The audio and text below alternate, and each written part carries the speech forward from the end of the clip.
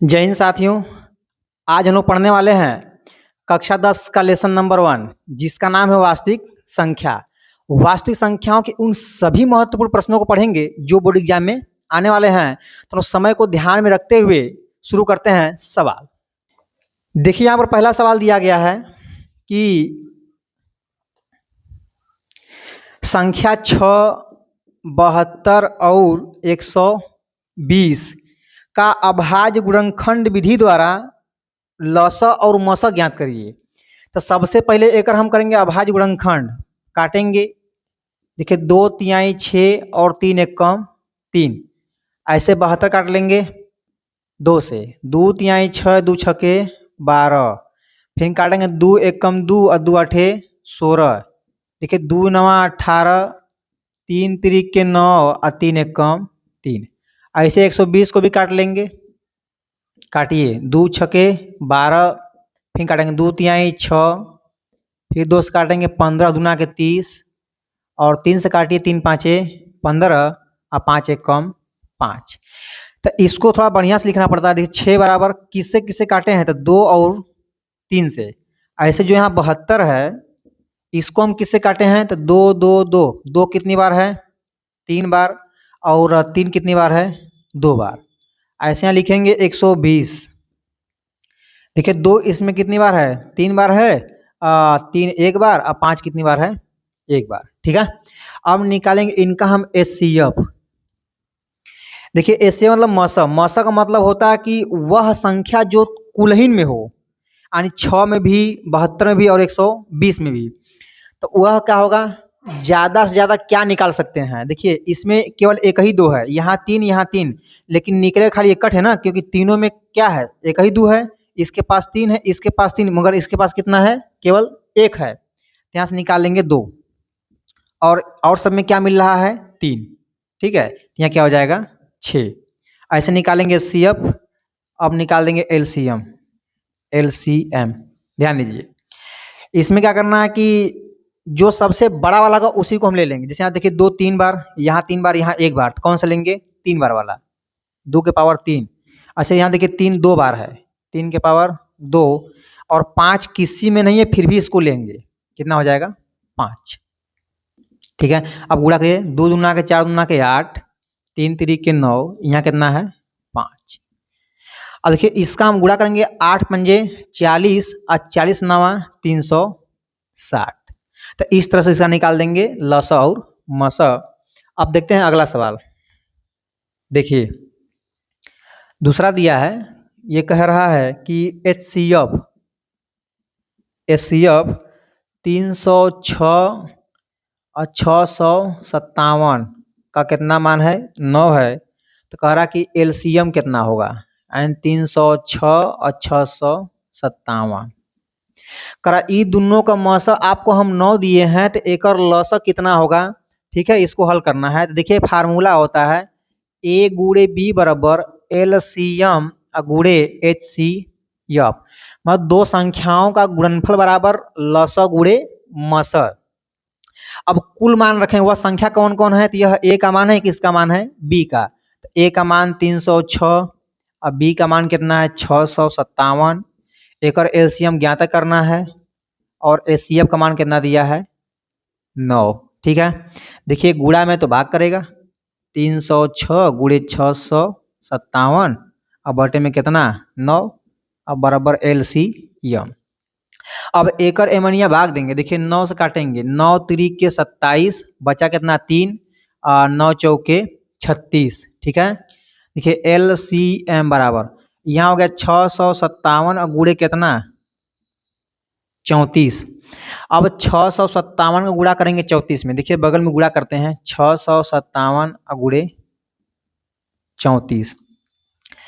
7 चौक के 28 के 8 हंसी लगा 2, 5 चौक के 20 2, 22 के 2 हंसी लगा 2, और 6 चौक के 24 2 26।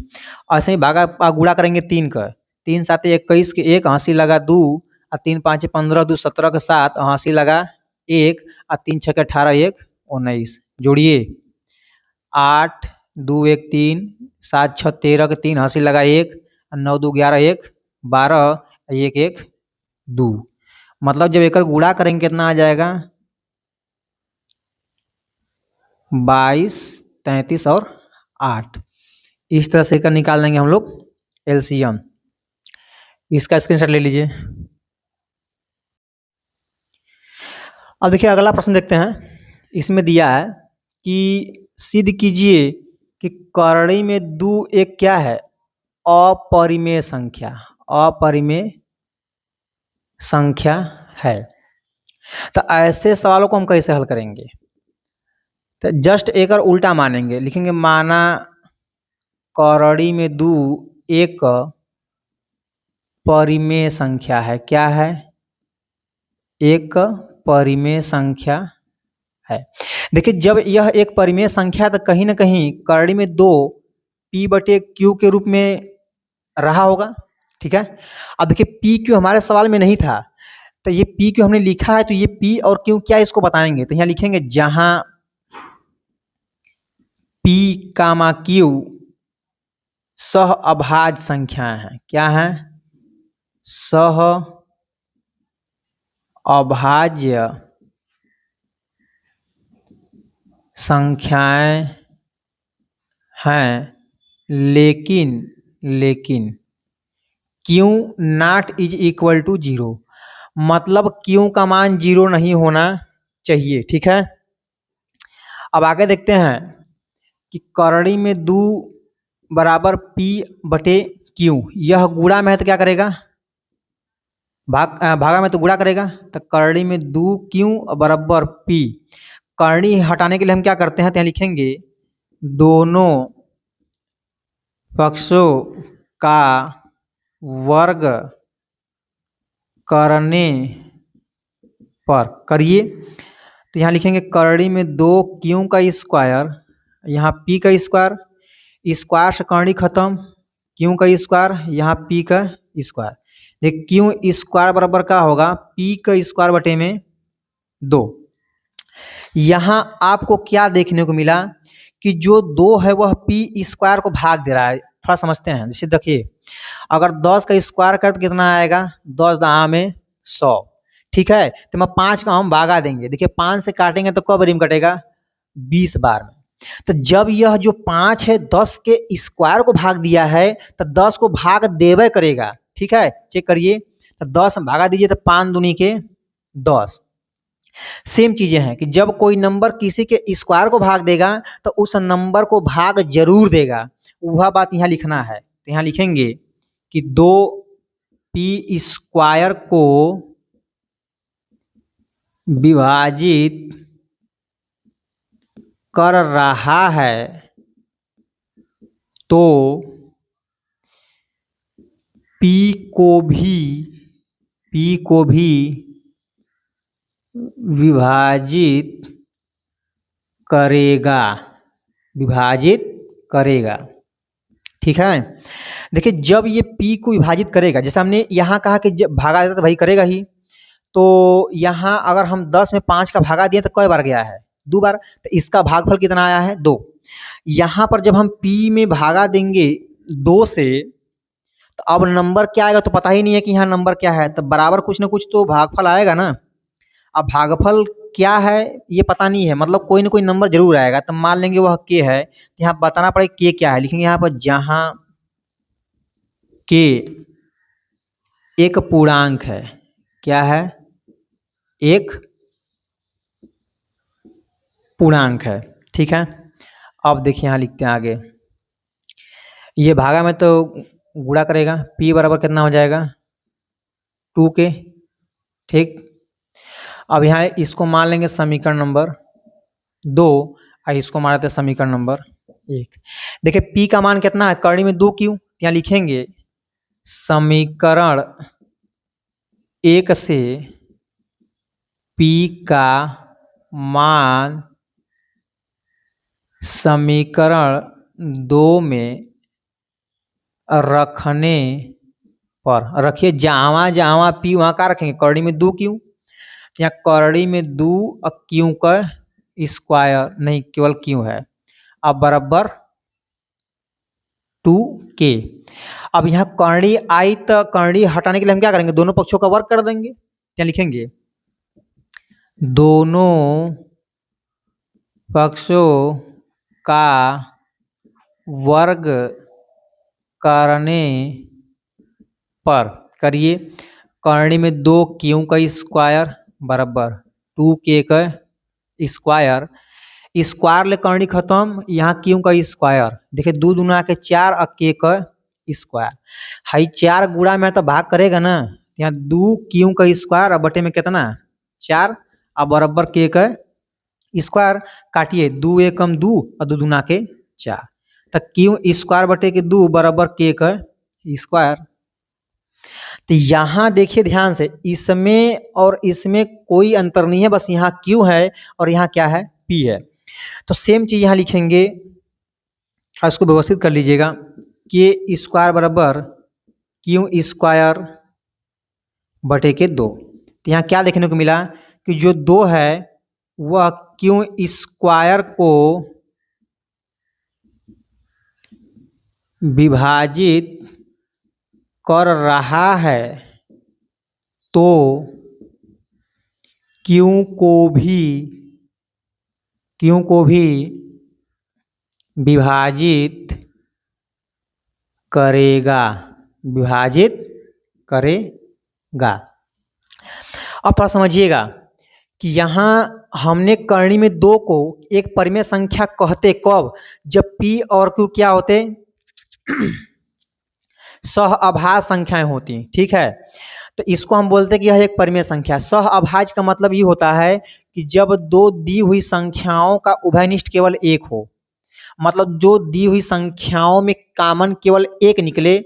लेकिन यहाँ क्या देखने को मिला कि p और q इन दोनों में कॉमन क्या है 2 है, क्योंकि 2 p को भी भाग दे रहा है और q को भी भाग दे रहा है, ठीक है। तो जब ये p और q दोनों को भाग दे रहा है तो यह क्या है, दोनों p और q सहअभाज्य संख्या तो हुई नहीं। यहाँ लिखेंगे वह चीज कि चूंकि 2 p व q दोनों को विभाजित कर रहा है।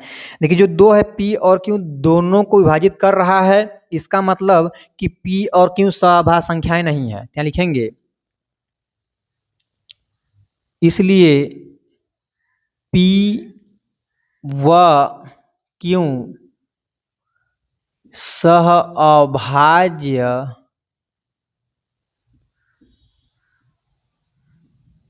संख्याएं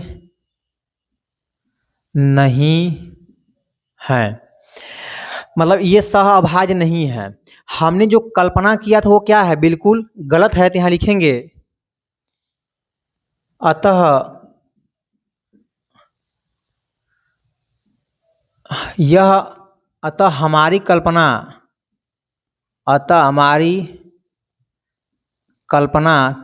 क्या है, गलत है। जब कल्पना गलत है तो इस मतलब माने मगर हुआ नहीं, तो इसको हम बोलते हैं विरोधाभास, ठीक है। यह कल्पना गलत है, तो गलत होने का मतलब क्या हुआ कि इसको हम परिमेय संख्या अब नहीं कहेंगे। जब परिमेय नहीं कहेंगे तो क्या कहेंगे, अपरिमेय लिख देंगे। इसलिए करड़ी में 2 एक क्या है, अपरिमेय संख्या है, ठीक है। इस तरह से इनको प्रूव कर लेंगे। इसका स्क्रीनशॉट ले लीजिएगा। अब देखिए अगला सवाल देखते हैं।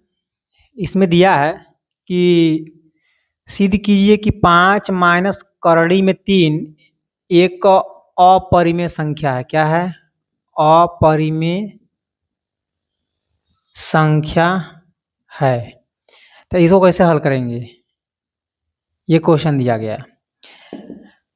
तो यहाँ से सर इसका उल्टा मानेंगे, लिखेंगे माना 5 माइनस करड़ी में 3 एक क्या है, परिमेय संख्या है, परिमेय संख्या है। देखिए जब ये परिमेय संख्या होगी तो इसका मतलब यह है कि 5 माइनस करड़ी में 3 कहीं ना कहीं p बटे q के रूप में रहा होगा, तभी इसको हम p परिमेय संख्या का बोले हैं। तो लिखेंगे जहाँ p और q क्या है, जहाँ p कामा q सह अभाज्य संख्याएं हैं। क्या हैं? सह अभाज्य संख्याएं हैं। लेकिन ध्यान रहे कि Q not is equal to 0, मतलब क्यू का मान 0 के बराबर नहीं होना चाहिए। ठीक है, अब यहाँ थोड़ा आगे देखते हैं। 5 माइनस करड़ी में 3 अब बराबर p बटे के क्यू। अब ये करणी को एक तरफ कर देंगे, इस सब संख्याओं को एक तरफ। देखिए अब p बटे क्यू, ये माइनस उसको भेज देंगे, क्या बन जाएगा? प्लस। ठीक है, अब आगे देखिए ये प्लस इधर आएगा तो क्या बन जाएगा? माइनस। अब बराबर करणी में 3। देखिए p और q क्या है? पूर्णांक थे, तो लिखेंगे चूंकि p व q पूर्णांक है, p व q क्या है? पूर्णांक है। इसलिए जब ये पूर्णांक है तो यह एक परिमेय संख्या हुई, और जब परिमेय संख्या में हम कुछ जोड़ें या कुछ घटाएं वह हमेशा परिमेय संख्या ही रहेगा। यहाँ लिखेंगे इसलिए 5 माइनस p बटे क्यू एक परिमेय संख्या है। देखिए यह क्या एक परिमेय संख्या है, लेकिन करणी में 3 क्या है? एक अपरिमेय संख्या। लेकिन करणी में 3 एक अपरिमेय संख्या है। करणी में 3 एक क्या है? अपरिमेय संख्या है। आप सभी लोग जानते हैं कि जो परिमेय संख्या होती है वह अपरिमेय संख्या के बराबर नहीं हो सकती। यहाँ लिखेंगे कि परिमेय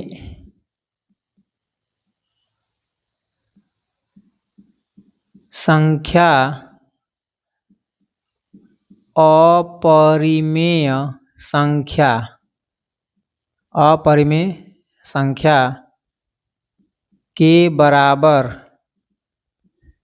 नहीं होती है, के बराबर नहीं होती है। देखिए परिमेय संख्या अपरिमेय संख्या के बराबर नहीं होती है, लेकिन हमने जो माना इसका मतलब क्या है? गलत हो गया। हमने इसको परिमेय माना लेकिन परिमेय निकला ही नहीं। लिख देंगे अतः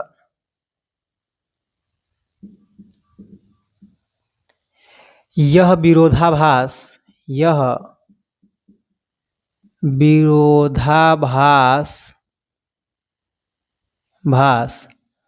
हमारी गलत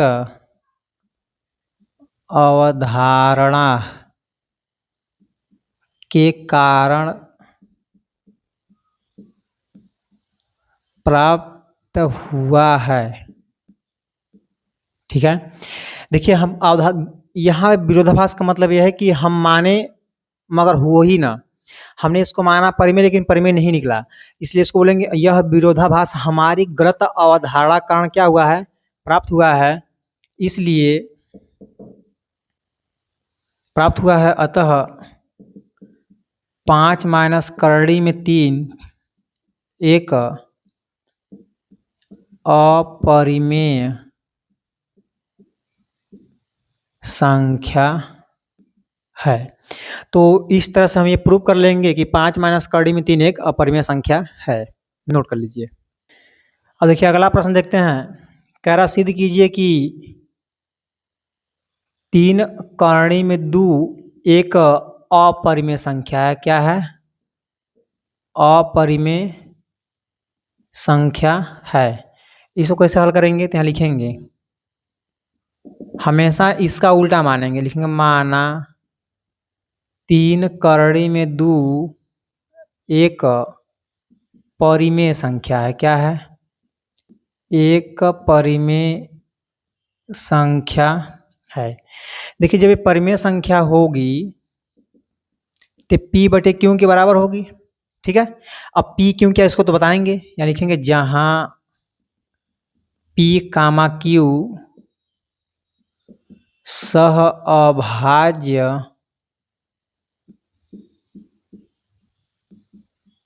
संख्याएं हैं, लेकिन Q not is equal to 0, मतलब Q का मान 0 के बराबर नहीं होना चाहिए। तो सिंपल बात यहाँ पे है कि 3 करड़ी में 2 बराबर कितना P बटे के Q। और ध्यान रहे कि जो ये 3 है ये गुणा में है, इधर क्या करेगा भाग करेगा, तो जाएगा 3Q। अब देखिए यहाँ पर P बटे लिखेंगे, चूंकि P व Q एक पूर्णांक है, P और Q क्या है पूर्णांक है। देखिए पूर्णांक मतलब परिमेय संख्या है, और जब परिमेय संख्या में किसी भी नंबर से गुणा करेंगे तो हमको परिमेय संख्या ही मिलेगी। लिख देंगे यह क्या एक पूर्णांक है, तो लिखेंगे चूंकि नहीं, इसलिए P बटे के 3Q एक परिमेय संख्या है, लेकिन परिमेय संख्या है लेकिन करड़ी में 2 क्या है, 2 एक अपरिमेय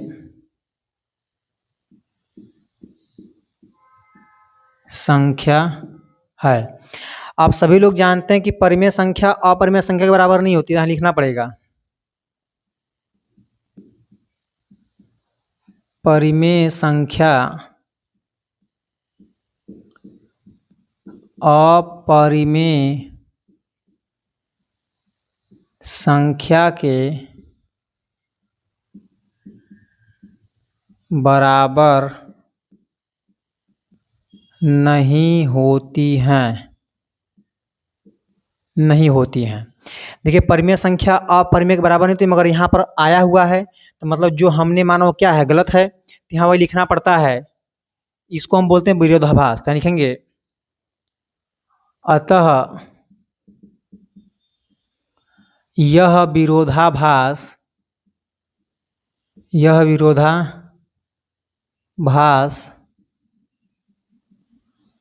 हमारी गलत अवधारणा के कारण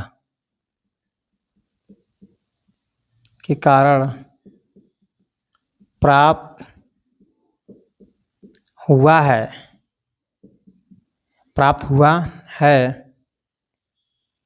अतः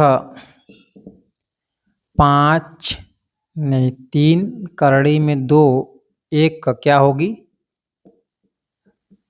अपरिमेय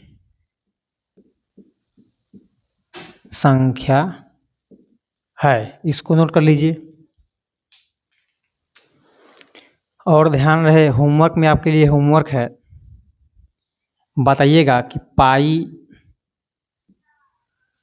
एक परिमेय संख्या है कि अपरिमेय, ठीक है। इसका आंसर कमेंट बॉक्स में जरूर लिखिएगा कि पाई एक परिमेय संख्या है कि अपरिमेय संख्या। यदि यह वीडियो आपको पसंद आया होगा तो इस वीडियो को लाइक करिएगा और दोस्तों को शेयर करिएगा। अभी तक सब्सक्राइब नहीं किए हैं तो चैनल को सब्सक्राइब भी कर लीजिएगा।